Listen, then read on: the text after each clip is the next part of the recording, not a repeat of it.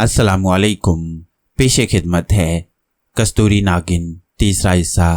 समरकंद जाने के लिए उन्हें मुल्क ईरान में से गुजर कर जाना था। जिस तरफ नागमारिया केटी और जुलीसोंग चले जा रहे थे उन्हें अंबर और थ्यूसोंग की तलाश थी। रातों रात घोड़े पर सफ़र करते वो सुबह के वक्त एक छोटे से शहर की सराय में पहुंचे। यहाँ उन्होंने दोपहर तक आराम किया। अब अंबर ने सागान से कहा, मैं तुम्हें खतरे की हदूद से निकाल लाया हूँ। अब आगे कोई खतरा नहीं है। ईरान का मुल्क ज़्यादा दूर नहीं है। तुम अपनी वालदा को लेकर आराम से सफ़र कर सकते हो। क्या ख्याल है तुम्हारा? सागान बोला, हाँ अंबर भाई, अब हमें कोई खतरा नहीं है। अब अगर तुम चाहो तो वापस जा सकते हो। मगर तुम कहाँ जाओगे? वापस तो तुम भी उस शहर में नहीं जा सकते। अंबर ने कहा, जा तो सकता हूँ मगर जाने की ज़रूरत नहीं है। मैं यहाँ से मुल्क शाम की तरफ जाऊँगा। मुझे भी अपने दोस्तों की तलाश है। अंबर को मालूम नहीं था कि मुल्क ईरान में उस वक्त नागमारिया केटी और जुलीसोंग मौजूद थे जो थ्यूसोंग की तलाश में कोकाफ की तरफ जा रहे थे। मगर इतनी दूर से ना अंबर को उनकी खुशबू आ सकती थी ना उनको अंबर की खुशबू महसूस हो सकती थी। अंबर का ख्याल था कि उसके साथी मुल्क शाम में होंगे। चुनाचे अंबर ने सागान और उसकी वालदा को ईरान की तरफ रुखसत किया और खुद मुल्क शाम के शहर दमिश्क की तरफ रवाना हो गया। वह सारा दिन रेत के गर्म मैदान में सफ़र करता रहा। घोड़े को प्यास लगी थी। वो आहिस्ता आहिस्ता चल रहा था। अंबर को प्यास महसूस नहीं हो सकती थी मगर घोड़े का प्यास के मारे बुरा हाल हो रहा था। अंबर घोड़े से उतरकर उसकी बाग थामे पैदल चल रहा था। रेत गर्म थी और उसके पांव रेत में धंस रहे थे। दूर से एहराम में अंबर को एक दरख्तों का झुंड नजर आया। अंबर उस झुंड की तरफ चलने लगा। काफ़ी देर तक चलते रहने के बाद वो दरख्तों में आ गया। ये खजूर और जैतून के दरख्त थे। इनके दरमियान पानी का एक चश्मा बह रहा था। अंबर ने घोड़े को छोड़ दिया। घोड़े ने जी भर कर पानी पिया। अंबर ने भी मुंह हाथ धोकर पानी के चंद घूंट पीकर हलक को तर किया। घोड़ा घास चरने लगा। अंबर दरख्तों की छांव में बैठकर अपने साथियों नागमारिया केटी, थ्यूसोंग और जुलीसोंग के बारे में सोचने लगा कि अगर ये लोग दमिश्क में उसे ना मिले तो वो किस मुल्क की तरफ जाएगा। जब दिन की तपिश कम हुई और सूरज गुरूब होने लगा तो अंबर घोड़े पर सवार होकर दमिश्क की तरफ चल पड़ा। रात भर वो सफ़र करता रहा। सुबह के वक्त उसे दूर दमिश्क की दीवार और मकान नजर आने लगे। दमिश्क पर उस जमाने में हैनिबाल की हुकूमत थी जो एक जाबर और बुत परस्त बादशाह था। अंबर एक सराय में आ गया। थोड़ी देर बाद वो शहर में निकल आया। उस शहर में भी उसे अपने साथियों में से किसी की भी खुशबू नहीं आ रही थी। फिर भी वो उनकी तलाश में दमिश्क की पुरस्रार पुरानी गलियों और बाजारों में फिरता रहा। फिरते फिरते उसे शाम हो गई। अंबर वापस सराय में आ गया। फिर रात हो गई। दमिश्क शहर की गलियां और बाजार बिल्कुल सुनसान हो गए। घरों के चिराग गुल कर दिए गए। सिर्फ शहर के दरवाजों के ऊपर मशालें रोशन थीं। अंबर को नींद तो आती नहीं थी। वह कुछ देर सराय के बाहर बैठा रहा। फिर उठकर शहर के दरवाजे से बाहर निकल आया। आसमान सितारों से भरा हुआ था। सितारों की फीकी फीकी रोशनी चारों तरफ सहराई टीलों पर फैली हुई थी। फिजा में हल्की हल्की ठंडक थी। एक गहरी खामोशी छा रही थी। अंबर को यह मंजर बड़ा अच्छा लगा। उसका दिल सैर करने को चाहने लगा। वह सहरा में टीलों की तरफ आहिस्ता आहिस्ता चलने लगा। रेत ठंडी थी। चलते चलते वह सहराई रास्ते के करीब एक कुएं के पास पहुंचकर रुक गया। यहाँ उसे एक अजीब सी खुशबू आई। पहले तो वो समझा कि यह किसी फूल की खुशबू है। सहरा में रात को अजीब अजीब तरह के फूल खुशबू दिया करते हैं। ये शबनम की नमी में खिलते हैं और दिन की तपिश में मुरझा जाते हैं। अंबर फूल की तलाश में सामने वाले टीले की झाड़ियों की तरफ चला। टीले के करीब पहुंचा तो उसे आदमियों की बातें करने की आवाज़ सुनाई दी। अंबर वहीं ठिठक कर बैठ गया। दो आदमी टीले की दूसरी जानिब आहिस्ता आहिस्ता बातें कर रहे थे। एक कह रहा था, यहाँ ज़्यादा देर ठहरना मुनासिब नहीं। सुपेरे की बेटी के जिस्म से जो खुशबू निकल रही है हो सकता है इस खुशबू के सुराग पर उसका सुपेरा बाप यहाँ पहुँच जाए। दूसरा बोला, तुमने इसे अच्छी तरह बेहोश किया था ना? पहले ने कहा, हाँ हाँ, अब ये ईरान पहुँच कर ही होश में आएगी जब हम इसे हैनिबाल बादशाह के सिपा सालार के हवाले कर चुके होंगे और अपना इनाम उससे वसूल कर चुके होंगे। दूसरा कहने लगा, कमबख्त, बड़ी मुश्किल से ऐसी लड़की हाथ लगी है जिसके जिस्म से हर वक्त खुशबू की लहरें निकलती हों। पहला आदमी बोला, सिपा सालार ने इनाम भी तो बहुत रखा हुआ है। 1 लाख सोने के सिक्के, बहुत बड़ी रकम है। हम आधा आधा कर लेंगे जब भी हम दौलतमंद हो जाएंगे और इस ठगी के पेशे को छोड़कर कोई कारोबार शुरू कर देंगे। दूसरा कहने लगा, अब यहाँ से निकल चलो भाई, उठो। पहले की आवाज़ आई, इसको घोड़े पर डालो। किसी तरह इस लड़की के जिस्म से आने वाली खुशबू बंद नहीं की जा सकती। दूसरे ने कहा, कई जतन करके देख लिए हैं, बेहतर है कि इसे इसी तरह ले जाते हैं। कम से कम इस शहर की हदूद से तो बाहर निकलो, ईरान हम सुबह तक पहुंच जाएंगे। अंबर का माथा ठिनका। तो ये खुशबू एक लड़की के जिस्म से आ रही थी जो एक सपेरे की बेटी थी। सवाल यह है कि ईरानी बादशाह हैनिबाल के सिपा सालार को ऐसी औरत की क्या जरूरत पड़ गई थी कि उसने इसको हासिल करने के लिए 1 लाख सोने के सिक्के इनाम रख दिया। कहीं वहां नागमारिया तो नहीं पहुंच गई। अंबर ने इन आदमियों के साथ जाने का फैसला कर लिया। वो टीले की ओट में हो गया क्योंकि दोनों आदमी अब टीले की दूसरी जानिब से घोड़ों पर सवार होकर बाहर निकल आए थे। तीसरे घोड़े पर उन्होंने एक बोरी डाल रखी थी जिसमें सपेरे की बेटी बेहोश थी। उस लड़की के जिस्म से सहराई फूलों की खुशबू आ रही थी। दोनों ठग घोड़ों को सहरा में दौड़ाते मुल्क ईरान की तरफ रवाना हो गए। अंबर वहां से फौरन सराय में वापस आया, अपने घोड़े पर बैठा और उसे सहरा में लेकर दोनों ठगों के पीछे पीछे कुछ फासला रखकर चल पड़ा। रात भर यह सफर जारी रहा। आधी रात को दोनों ठग रास्ते में एक जगह रुके। उन्होंने घोड़ों को चश्मे पर पानी पिलाया, थोड़ी देर आराम किया और दोबारा रवाना हो गए। अंबर उनके पीछे पीछे था। दिन का उजाला सहरा में फैलने लगा तो अंबर काफी पीछे हो गया क्योंकि वो रोशनी में देखा जा सकता था। अंबर ने खुद इन ठगों पर निगाह रखी हुई थी। वैसे भी उसको इल्म हो चुका था कि ये लोग सपेरे की खुशबू वाली बेटी को हैनिबाल के सिपा सालार के पास ले जाकर उसे इनाम हासिल करेंगे। दिन काफी निकल आया था कि मुल्क ईरान के दारुल हुकूमत के शहर की फसील और मकानात नजर आने लगे। अंबर ताकुब में चला रहा था। दोनों ठग शहर में दाखिल होते ही शाही महल के दरवाजे की तरफ चले। शाही महल से पहले एक छोटा सा महल नुमा मकान था जिसके इर्द गिर्द फव्वारे चल रहे थे। फाटक पर पहरेदार खड़े थे। ये सिपा सालार का छोटा महल था। पहरेदारों से ठगों ने कोई बात की और उन्होंने गेट खोल दिया। दोनों ठग सपेरे की खुशबू वाली लड़की को लेकर सीधे सिपा सालार के खास कमरे के बाहर आ गए। घोड़ों को उन्होंने एक दरख्त के नीचे बांधा और लकड़ी वाली बोरी कांधे पर डालकर सिपा सालार के कमरे के बाहर बरामदे में आकर बैठ गए। सिपा सालार को इतला कर दी गई। वो खुद बाहर आ गया। ये एक करख्त चेहरे वाला आदमी था जिसके माथे पर जंग में लगे हुए तलवार के जख्मों के निशान थे। आंखें सर्द और संगदिल थीं। उसने ठगों की तरफ देखा और बोला, क्या ये खुशबू इस बोरी में बंद लड़की के जिस्म से आ रही है? एक ठग ने अदब से कहा, हाँ सिपा सालार आजम, आप खुद मुलाहिजा फरमा लीजिए। हमने बड़ी जान जोखों के बाद ये नायाब लड़की आपके लिए हासिल की है। अब हमें हमारा इनाम इनायत फरमाइए। सिपा सालार ने बोरी खोलकर लड़की को गौर से देखा। लड़की बेहोश थी। उसके सारे जिस्म से सहराई फूल की खुशबू उठ रही थी। सिपा सालार ने कहा, कहीं तुमने इसके सारे जिस्म पर खुशबू तो नहीं मल दी है? एक ठग ने कहा, हजूर आप कनीजों से कहें कि इस नायाब लड़की को गुस्ल देकर देख लें। खुशबू असली है हजूर, और इस लड़की के जिस्म से ही निकल रही है। हमने बड़ी तलाश और मुसीबतों के बाद इस खुशबू वाली लड़की को हासिल किया है।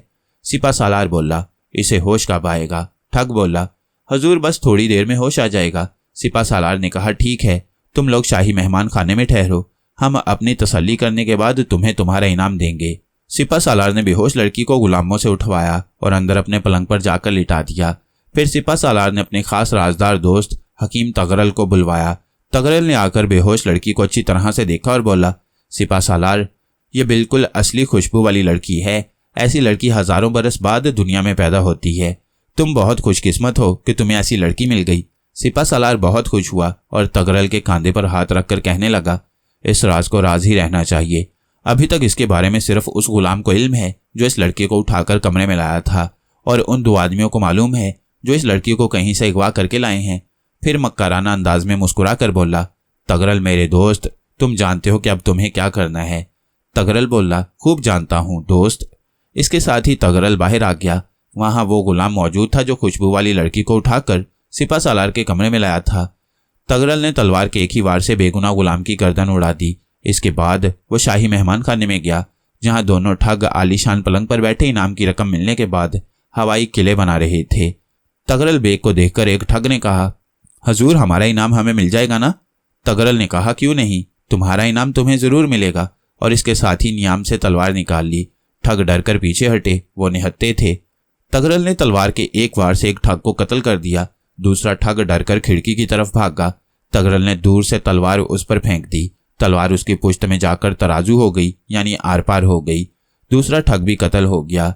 इस काम से फारिग होकर तगरल वापस सिपा सालार के पास आया और उसे खुशखबरी सुनाई कि अब दुनिया में किसी को मालूम नहीं सिवाय तुम्हारे और मेरे कि खुशबू वाली लड़की हमारे पास है। सिपा सालार कहने लगा, मगर तगरल, इसे अभी होश नहीं आया। तगरल ने एक खास बूटी जेब से निकालकर लड़की के नाक के पास रख दी। खुशबू वाली लड़की ने एक हल्की सी छींक मारी और आंखें खोल दी। चारों तरफ देखा और घबराई हुई परेशान आवाज में पूछा, मैं कहाँ हूँ? तगरल बेग और सिपा सालार उसके पास खड़े थे। सिपा सालार ने कहा, तुम महफूज जगह पर हो, फिक्र करने की कोई बात नहीं। खुशबूदार लड़की उठकर बैठ गई। वो परेशान थी और बोली, ये मेरे बाप का घर नहीं है, मुझे यहाँ कौन उठा लाया है? मुझे मेरे बाप के पास ले चलो, नहीं तो मैं शोर मचा दूंगी। तगरल ने जल्दी से जेब में से एक रुमाल निकाला और खुशबूदार लड़की के मुंह पर रखकर दबा दिया। लड़की जरा सी देर तड़पी और फिर बेहोश हो गई। तगरल ने सिपा सालार की तरफ देखकर कहा, मैं इसी मकसद के लिए बेहोशी की दवा में भिगोया हुआ रुमाल साथ लाया था। सिपा सालार ने सर को झटककर गहरा सांस लिया और बोला, इस मुसीबत को तय खाने में बंद कर दो तगरल। जब तक ये सीधी राह पर नहीं आती, इसे वहीं पड़ा रहने दो, क्योंकि इसके दिल का राजी होना जरूरी है, वरना हम इसके जिस्म से वो खास चीज हासिल नहीं कर सकेंगे जो हमें इस मुल्क का शहंशाह और तुम्हें वजीर आजम बनाएगी। तगरल बोला, तुम फिक्र ना करो दोस्त, ये खुद ही राजी हो जाएगी और हम अपने मंसूबे और पुरानी किताबों में लिखे हुए नुस्खे के मुताबिक इसके जिस्म से वो खास शय जरूर हासिल कर लेंगे जो बादशाह हैनीबाल को खुद ब खुद तुम्हारे हक में तख्त से दस्तबरदार होने पर मजबूर कर देगी। सिपा सालार ने माथे पर आया हुआ पसीना पोंछते हुए कहा, यही एक तरकीब रह गई है तगरल, वरना हम हैनीबाल को कत्ल करके भी तख्त पर कब्जा नहीं कर सकते, क्योंकि सारी फौज उसकी वफादार है। फौज हमें एक सेकंड के लिए भी जिंदा नहीं छोड़ेगी। तगरल ने सिपा सालार को तसल्ली दी और बेहोश खुशबूदार लड़की को उठाकर उसी कमरे के नीचे खुफिया रास्ते से तय खाने में ले गए। अंबर बहुत देर तक सिपा सालार के महल के बाहर दूर एक टीले की ओट में बैठा दोनों ठगों के बाहर आने का इंतजार करता रहा। वो उसके सामने खुशबूदार लड़की को साथ लेकर सिपा सालार के महल में दाखिल हुए थे। जब शाम हो गई और ठग बाहर ना आए तो अंबर वापस शहर की सराय में आ गया।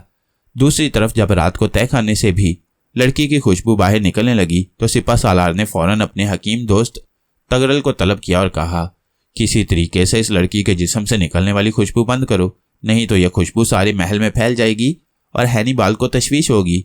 तगरल सोच में पड़ गया, कहने लगा, सिपा सालार, यह खुशबू कुदरती तौर पर इस लड़की के खून में शामिल है, जिस तरह हिरन के नाफे में कस्तूरी होती है, लेकिन मैं कोशिश करता हूं कि यह खुशबू आर्जी तौर पर बाहर किसी को महसूस ना हो। तगरल फौरन अपने दवा खाने में गया और वहां से कुछ दवाओं को मिलाकर एक अरक तैयार किया और ले आया। उस अरक के चंद कतरे उसने बेहोश खुशबूदार लड़की के हलक में टपकाए। थोड़ी देर बाद खुशबू आनी बंद हो गई। सिपा सालार बड़ा खुश हुआ। तगरल ने कहा, मेरा ख्याल है 15 रोज तक इस लड़की के जिस्म की खुशबू किसी को महसूस नहीं होगी। सिपा सालार कहने लगा, कहीं ऐसा तो नहीं है कि हम इसके जिस्म से वो खास शय हासिल करने में नाकाम हो जाएं, जिसकी मदद से हमें इस मुल्क के तख्तो ताज पर कब्जा करना है।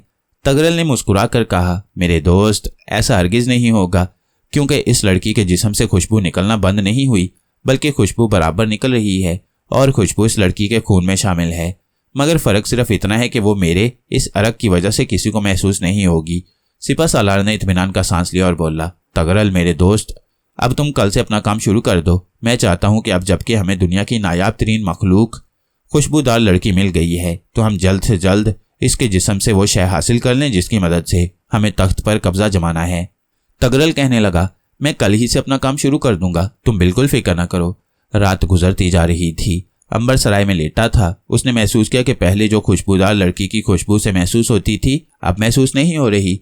उसे यकीन था कि खुशबूदार लड़की ठगों ने सिपा सालार के हवाले कर दी होगी और अपना इनाम लेकर किसी खुफिया रास्ते से निकल गए होंगे।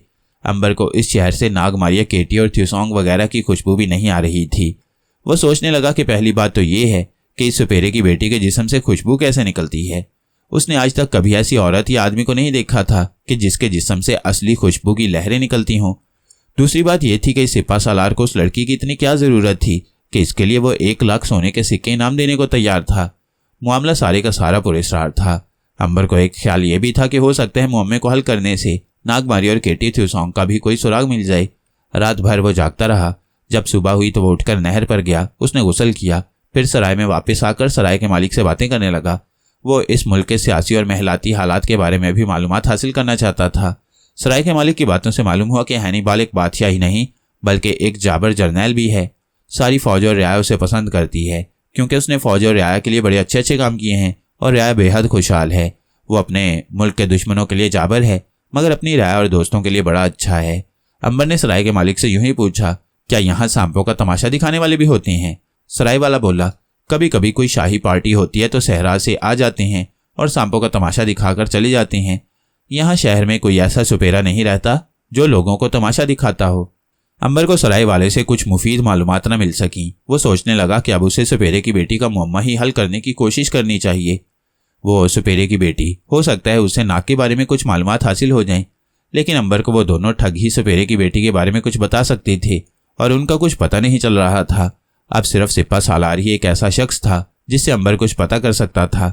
उसने सिपा सालार से मिलने का फैसला कर लिया था, मगर सिपा सालार से मिलना कोई आसान बात नहीं थी। उसने सराय वाले से कहा, सुना है बादशाह का सिपा सालार बड़ा अच्छा आदमी है। सराय वाला नाक सुकेड़ कर बोला, उसका तो नाम ही ना लो, उससे ज्यादा जालिम आदमी बादशाह के दरबार में और कोई नहीं है। अब अंबर ने ज्यादा कुरीदने की कोशिश करते हुए कहा, क्यों, क्या वो कोई जादूगर है? सराय वाले ने दाएं बाएं देखा और राजदारी से बोला, लोग कहते हैं कि वो जादू टूना भी करता है। उसका एक खास दोस्त तगरल है, वो शाही हकीम का बेटा है, मगर सिपा सालार का बड़ा दोस्त है। कहते हैं कि तगरल सिपा सालार के लिए जादू टूना भी किया करता है। अंबर के लिए एक मुफीद सुराग था। उसने सिपा सालार की बजाय उसके दोस्त तगरल से मिलने का फैसला कर लिया। अंबर खुद जड़ी बूटियों का माहिर था और तगरल भी शाही हकीम का बेटा था।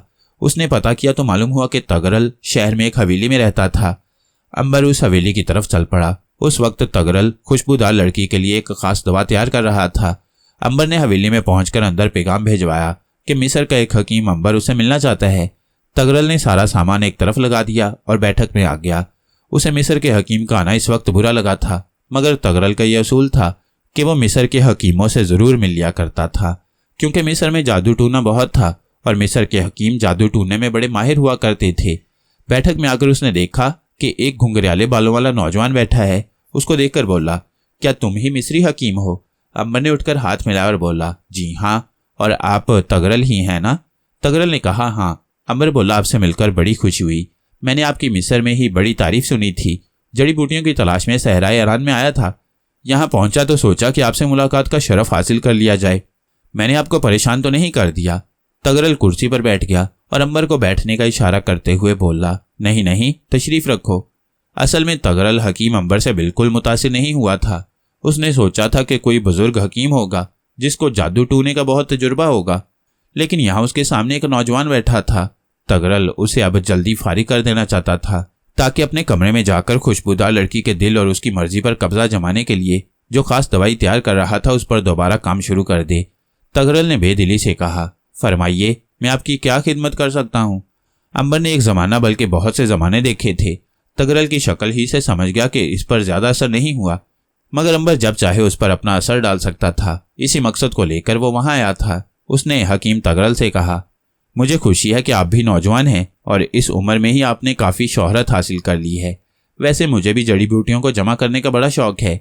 तगरल बोर हो रहा था। वो चाहता था कि अंबर अब वहां से चला जाए। बोला, अच्छी बात है, ये शौक बुरा नहीं है।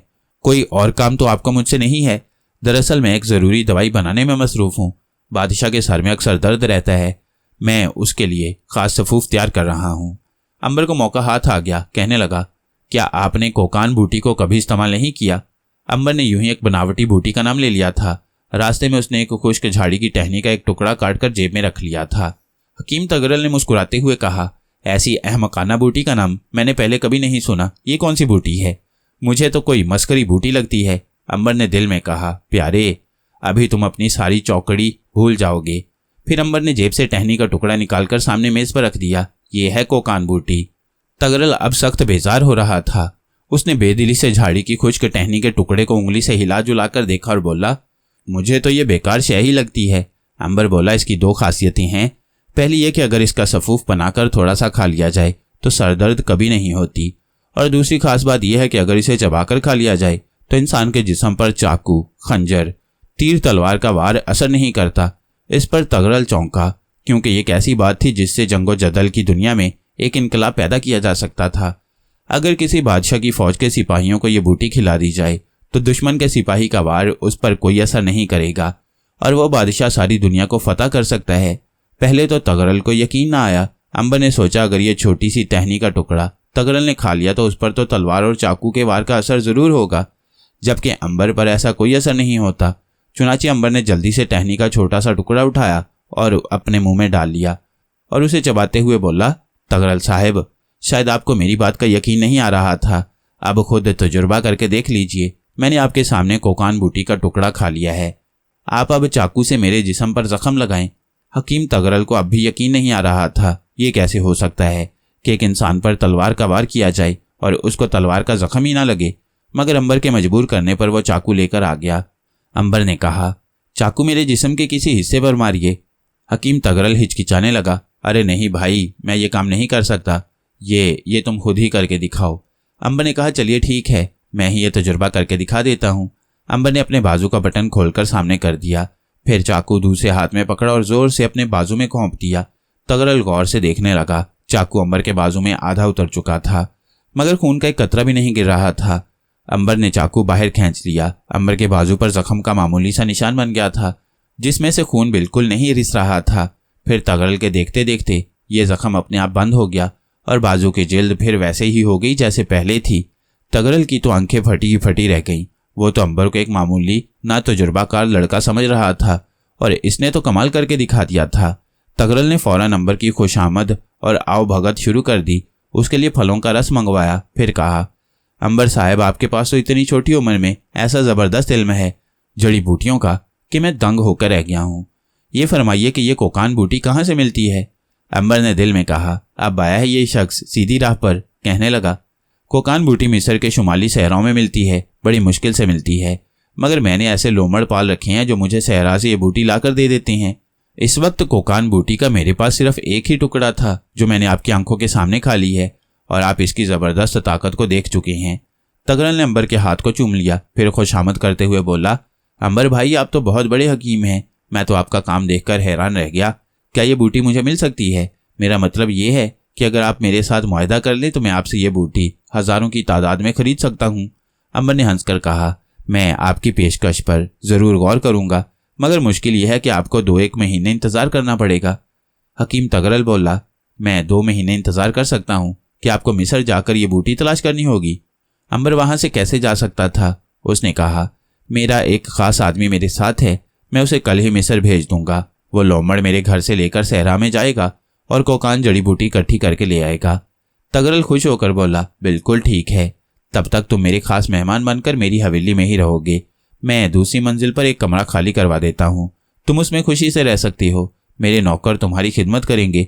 अंबर को और क्या चाहिए था, वो फौरन राजी हो गया। हकीम तगरल ने उसी वक्त दूसरी मंजिल वाला कमरा खाली करवा दिया। अंबर उस कमरे में आकर पलंग पर आराम से लेट गया।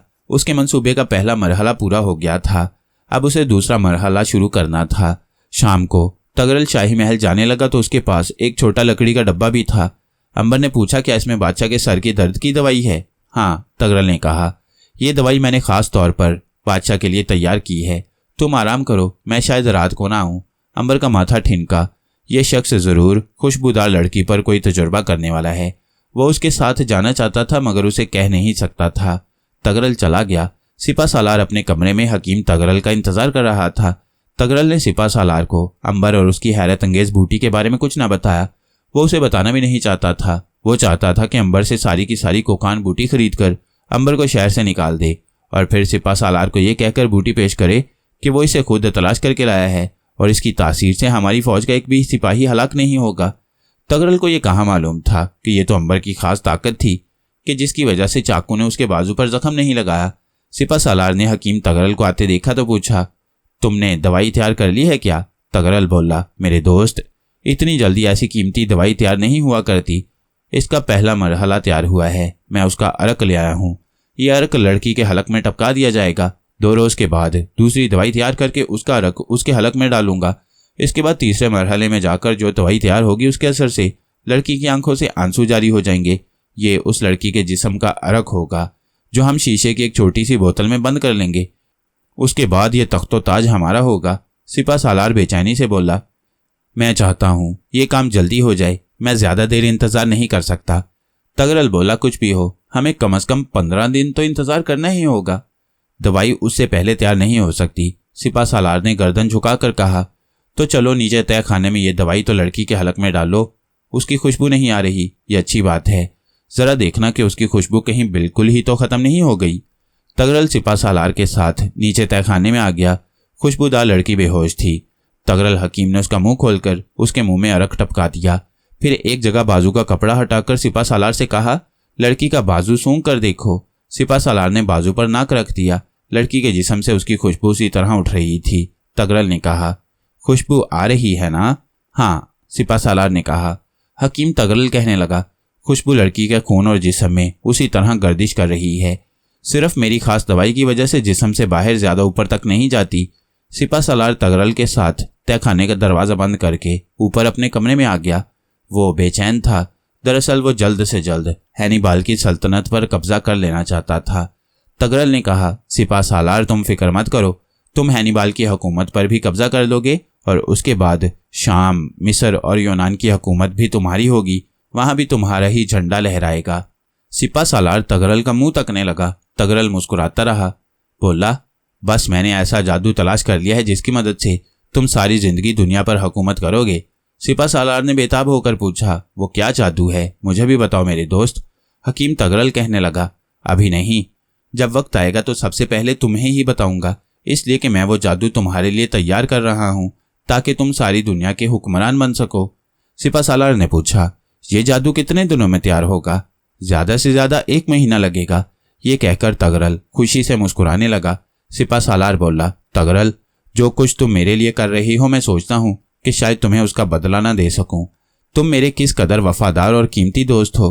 तगरल कहने लगा, तुम भी मेरे बड़े प्यारे दोस्त हो। अच्छा, अब मैं चलता हूं, मुझे अगले मरहले के लिए दवाई तैयार करनी है। तगरल कहने लगा कि वो रात सिपा सालार के महल में ही रहेगा, मगर वह दवाई जल्दी तैयार करने के ख्याल से वापस अपनी हवेली में आ गया। उस वक्त अंबर जाग रहा था। उसने खिड़की में से तगरल को घोड़े पर हवेली में आते देखा। वो सोचने लगा कि यह जरूर किसी जरूरी काम की वजह से आया है। इसके बाद अंबर ने देखा कि तगरल के कमरे में चिराग जल उठा। वो दूसरी दवाई के लिए काम करने लगा था। अंबर के लिए हर मामला पुरस्कार हो रहा था। तगरल उसे अपनी दवाई के बारे में कुछ नहीं बता रहा था। वो उसे बता भी नहीं सकता था। अंबर ने सोचा कि उसे कोई दूसरा रास्ता इख्तियार करना चाहिए। अंबर हवेली की छत पर आ गया। सामने दूर तक सहरा फैला हुआ था। सितारे टिमटिमा रहे थे। अंबर ने सीटी बजाकर वहां मौजूद किसी भी सांप को आवाजें दी। अगरचे सराय वाले ने उसे कहा था इस इलाके में सांप नहीं होते, फिर भी अंबर एक बार कोशिश करके देखना चाहता था। 10-12 मरतबा सांप की जुबान में किसी भी सांप को आवाजें देने के बाद अंबर इंतजार करने लगा। कुछ देर के बाद अंबर को छत पर सांप की हल्की हल्की फुंकार की आवाज सुनाई दी। अंबर ने गर्दन घुमाकर देखा। एक भूरे रंग का छोटा सा सांप फन उठाए अंबर की तरफ आ रहा था। अंबर के करीब आकर सांप बोला, नाग देवता के भाई को सलाम, मैं क्या खिदमत कर सकता हूँ? अंबर ने कहा, मेरी तलाक के मुताबिक सिपा सालार के महल के अंदर एक ऐसी लड़की मौजूद है जिसके जिस्म से खुशबू उठ रही है। मुझे तुम सिर्फ ये पता कर दो कि वो लड़की कहाँ है और कौन है और उसके जिस्म से खुशबू क्यों आती है। दूसरी बात यह है कि मुझे नाग के बारे में भी बताओ कि वो कहाँ मिल सकता है। सांप ने कहा, नाग देवता के बारे में मैं यकीन से सिर्फ इतना ही बता सकता हूँ कि वो इस इलाके में कहीं नहीं है। मुझे सिवाय तुम्हारे और कहीं से नाग देवता की खुशबू नहीं आ रही। इस सारे इलाके में मैं अकेला ही सांप हूँ, वरना मैं दूसरे सांपों को साथ वाले मुल्क की तरफ दौड़ा देता। अंबर ने कहा, शुक्रिया, इसकी जरूरत नहीं है। तुम मुझे सिर्फ उस खुशबूदार लड़की के बारे में पता करके बता दो कि वो कहाँ है और कौन है। सांप चला गया। कोई आध घंटे बाद सांप वापस आया। अंबर उस वक्त अपनी दूसरी मंजिल वाले कमरे में ही उसका इंतजार कर रहा था।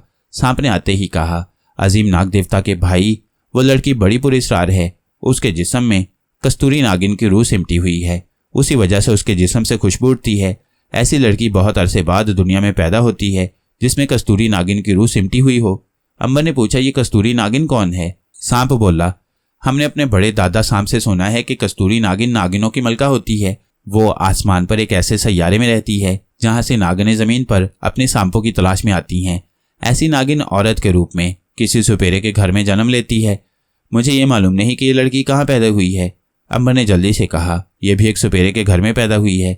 सांप बोला, बस तो फिर यकीन करो अंबर कि ये कस्तूरी नागिन ही है और ये शायद 1000 बरस के बाद आसमान से औरत के रूप में हमारी जमीन पर तमाम नागिनों के हालात देखने और सैर व सियाहत के लिए आई है।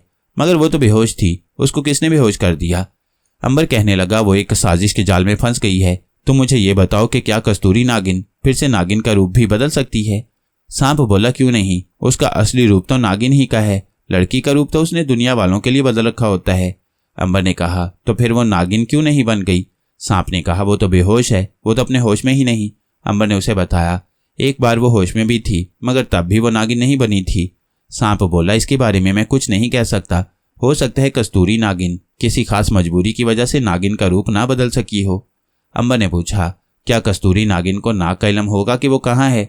सांप ने जवाब दिया, कस्तूरी नागिन नागिनों की मलका है, उसे नागिनों का ही इल्म होता है। हाँ, अगर वो अपने सांप की तलाश में भी आई है तो फिर उसके मुकाबले का और उसके लायक सांप देवता नाग देवता ही हो सकता है। मुमकिन है फिर वो भी नाग देवता की तलाश में हो और उसे इल्म हो कि नाग देवता कहाँ है।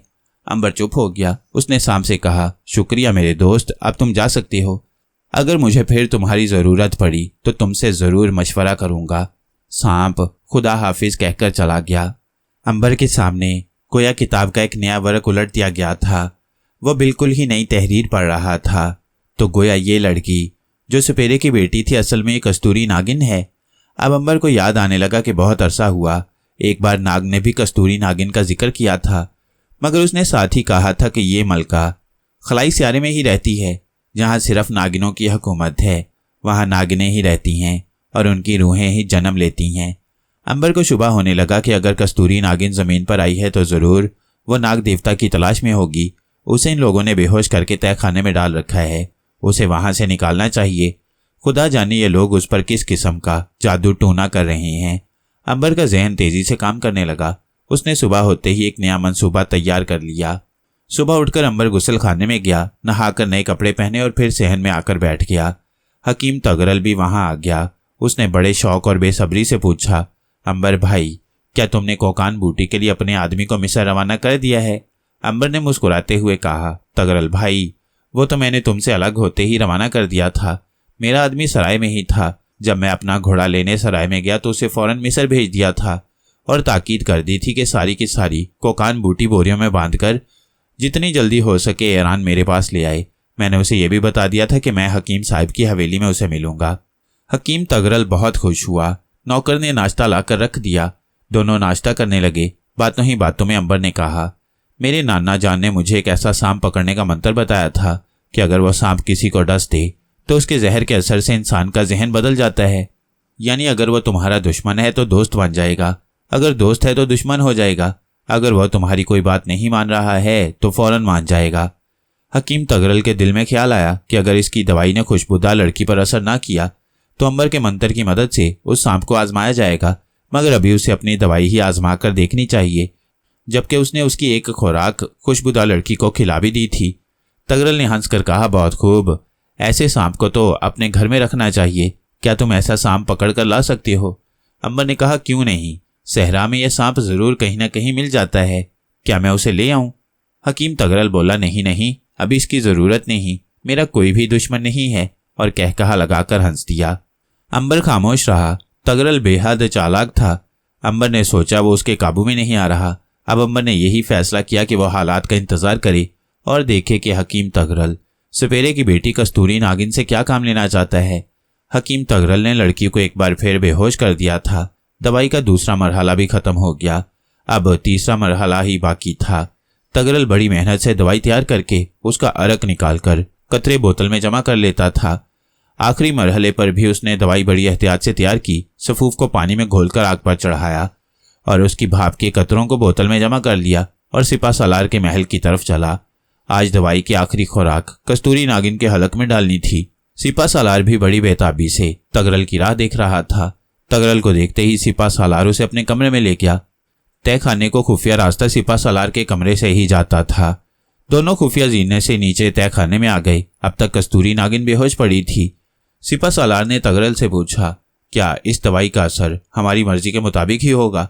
तगरल ने कहा, तुम खुद देख लोगे कि क्या असर होता है। हाँ, उस खुशबूदार लड़की को जब होश आएगी तो उसकी बातों का जवाब बड़ी मोहब्बत से देना। वो भी तुमसे बड़ी खुश अखलाकी से बोलेगी। तुम उसको यही कहना कि मैं तुमसे ब्याह करना चाहता हूँ और कब से तुम्हारे होश में आने का इंतजार कर रहा हूँ। सिपा सालार पूरी तरह तैयार हो गया। तगरल ने लड़की के मुंह को खोला और उसके हलक में अपने तीसरे मरहले की दवाई के अरक के 15 कतरे गिनकर टपकाए। इस दवाई ने वाकई तेजी से असर किया और कस्तूरी नागिन ने आंखें खोल दी। उसके चेहरे पर रौनक आ गई थी। गमजदा या परेशान होने की बजाय वो खुश थी और मुस्कुरा रही थी। सिपा सालार बड़ा खुश हुआ। उसने खुशबूदार लड़की यानी कस्तूरी नागिन का हाथ थाम लिया और बोला, देवताओं की मर्जी से तुम होश में आ गई। मैं बेहद परेशान था। तुम्हें मुस्कुराता देखकर मेरा दिल बाग बाग हो गया है। कस्तूरी नागिन ने भी मुस्कुराते हुए कहा, मैं भी तुम्हें मिलने को बेताब थी। मेरी बहुत खुशकिस्मती है कि मैं तुम जैसे बहादुर जर्नैल से मिल रही हूँ। तगरल सिपा सालार की तरफ देखकर बड़ी शान से मुस्कुरा रहा था, जैसे कह रहा हो कि देखा मेरी दवाई का असर। तगरल ने कस्तूरी नागिन से कहा, बहन तुम्हारे होश में आने से मुझे भी बड़ी खुशी हुई है। मेरा नाम तगरल है, मैं हकीम हूँ और मैंने ही तुम्हारा इलाज किया है। सिपा सालार ये मालूम करना चाहता था कि उसे अपना माजी याद है कि नहीं। उसने कहा, क्या तुम्हें अपना नाम याद है? कस्तूरी नागिन ने जहन पर जोर देते हुए सर हिला दिया, नहीं ए बहादुर सरदार, मुझे अपना नाम बिल्कुल याद नहीं है। मुझे ये भी याद नहीं कि मैं कहाँ की रहने वाली हूँ। मुझे कुछ याद है तो सिर्फ यही कि मैं तुम्हारी खादमा हूँ और अपनी सारी जिंदगी तुम्हारे कदमों में गुजारना चाहती हूँ। सिपा सालार तो खुशी से निहाल हो गया। उसने खुशबूदार लड़की को साथ लिया और अपने ऊपर वाले कमरे में ले आया। तगरल ने कहा, अब तुम यहाँ आराम करो, तुम थक गई हो। कस्तूरी नागिन कहने लगी, क्या तुम मुझे अपने कदमों से जुदा तो नहीं कर दोगे? सिपा सालार बोला, ये कैसे हो सकता है ए खुशबूदार लड़की, मैं तो तुमसे शादी करने वाला हूँ। कस्तूरी बेगम ने सिपा सालार के हाथ पकड़ ली और बोली, मेरे धन भाग कि मैं तुम जैसे बहादुर सरदार की बीवी बनूं। मैं अपनी किस्मत पर जितना नाज करूं कम है। सिपा सालार ने कहा, अब तुम यहाँ आराम करो, मैं थोड़ी देर बाद आता हूँ। तुम्हें खाने पीने को सब कुछ यहाँ पहुंच जाया करेगा। सिपा सालार ने हकीम तगरल को साथ लिया और कमरे से निकल गया। थोड़ी ही देर बाद एक खुश शक्ल कनीज तश्त में मुख्तलिफ खाने और फल रखे अंदर आई और तश्त उस कस्तूरी नागिन के सामने मेज पर रख दिया। कस्तूरी नागिन ने कनीज से पूछा, ये कौन सा मुल्क है? यहाँ के बादशाह का नाम क्या है? मगर कनीज ने जवाब देने के बजाय हाथों से इशारे और मुंह से गूं गूं की आवाजें निकालने लगी। कस्तूरी नागिन समझ गई कि ये कनीज गूंगी है। वो खामोशी से खाना खाने लगी। कमरे से निकलते ही सिपा सालार ने तगरल को अपने सीने से लगा लिया और खुश होकर कहा, तुमने तो कमाल कर दिखाया मेरे दोस्त। अब ये बताओ कि मुझे क्या करना चाहिए? तगरल ने सर खुजाते हुए कहा, मेरे सिपा सालार दोस्त, किस्मत तुझ पर बहुत मेहरबान है। अब तू ऐसा करके जल्दी से इस लड़की से शादी कर ले। शादी के दूसरे रोज लड़की को मेरा दिया हुआ शरबत पिला देना। उसके पीते ही उसे नींद आ जाएगी। फिर सोते में उसकी आंखों से आंसू टपकना शुरू हो जाएंगे। तुम उन आंसुओं को एक बोतल में जमा कर लेना। बस वही अरक तेरे लिए आबे हयात और बादशाह हैनिबाल के लिए जहर कातिल साबित होगा। जब तुम अपनी इस बीवी खुशबूदार लड़की के आंसू के चंद कतरे किसी शरबत में डालकर बादशाह हैनिबाल को पिला दोगे तो वो उसी रोज शाम को सूरज गुरूब होने के बाद तुम्हारे हक में तख्त से दस्तबरदार हो जाएगा और तख्त तुझे सौंप देगा। इस तरह फौज भी तुम्हारे खिलाफ ना होगी, क्योंकि तुम हैनिबाल की अपनी मर्जी से बादशाह बन रहे होगे। सिपा सालार ने तगरल को एक बार फिर अपने साथ लिपटा लिया और बेख्तियार बोला, तगरल तुम मेरे वजीर आजम होगे। अब जल्दी से मुझे वो अरक ला दो जो मैं कल सुबह अपनी बीवी को पिलाऊंगा। उसी रोज शाम को सिपा सालार ने कस्तूरी नागिन से शादी कर ली। सारे शहर में यह खबर फैल गई कि सिपा सालार ने अपनी एक कनीज से ब्याह कर लिया है। अंबर को पता चला तो उसने शाम की मदद से इस अफवाह की तस्दीक कराई। सिपा सालार वाकई खुशबूदार लड़की से ब्याह कर रहा था। खुशबूदार लड़की की खुशबू कोई दूसरा महसूस नहीं कर सकता था। अंबर समझ गया कि सिपा सालार और तगरल मिलकर किसी गहरे मंसूबे पर अमल कर रही हैं। अंबर भी खामोशी से वाकयात के रूनमा होने का इंतजार करने लगा। कस्तूरी नागिन की सिपा सालार से शादी हो गई। दूसरे रोज शाम से जरा पहले सिपा सालार अपनी बीवी कस्तूरी नागिन को अपने कमरे में ले गया और बोला, तुम थक गई होगी, पलंग पर लेटकर कुछ देर आराम कर लो, और हाँ, मैं तुम्हारे लिए शरबत भिजवाता हूँ। दूसरे कमरे में सिपा सालार ने तगरल का दिया हुआ खास अरक शरबत में मिला दिया और कनीज को आवाज देकर बुलाया और कहा, यह शरबत अंदर बेगम साहिबा को जाकर दे आओ। कनीज शरबत लेकर अंदर चली गई और सिपा सालार दूसरे कमरे में जाकर तगरल के पास बैठ गया और दीवार के खुफिया सुराख में से कस्तूरी नागिन को देखने लगा। कनीज ने शरबत मेज पर रख दिया। कस्तूरी नागिन ने बिला झिझक शरबत का गिलास उठाया और सारे का सारा बेखौफो खतर गटागट पी गई। सिपा सालार ने तगरल से कहा, तगरल हमने मैदान मार लिया। तगरल बोला, आहिस्ता बोलो, देखो वो सोने लगी है, उसे नींद आनी शुरू हो गई है। कस्तूरी नागिन उनके देखते देखते पलंग पर सर डालकर गहरी नींद में खो गई।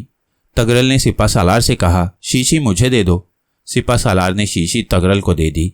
दोनों कस्तूरी नागिन वाले कमरे में आ गए। उन्होंने दरवाजा अंदर से बंद कर लिया। वह झुककर कस्तूरी नागिन को तकने लगे। अचानक उसकी सोई हुई आंखों में सफेद पानी के कतरे नमूदार हुए। तगरल ने शीशी आगे कर दी। कस्तूरी नागिन की आंखों के कतरे शीशी में टपकने लगे। आगे क्या हुआ ये जानिए सीरीज की अगली कहानी में, जिसका नाम है सांप की बीवी।